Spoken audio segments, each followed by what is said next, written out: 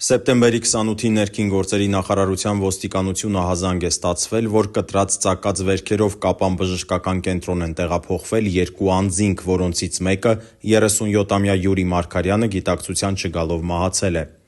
Ներքին գործերի նախարարության ոստիկանության տարբեր ստորաբաժանումների ծառայողների միջոցառումներով պարզվել է, որ նույն օրը Սյունիքի մարզի կոմբինատներից մեկում վիճաբանություն է սկսվել մի խումբ անձանց միջև, ինչը շարունակվել է այլ վայրում։ Անձնական հարցերի շուրջ ծագած վիճաբանության ընթացքում Վարդենիսի 22-ամյա բնակիչը իր մոտ գտնվող դանակով հարվածներ է հասցրել երկու անձանց։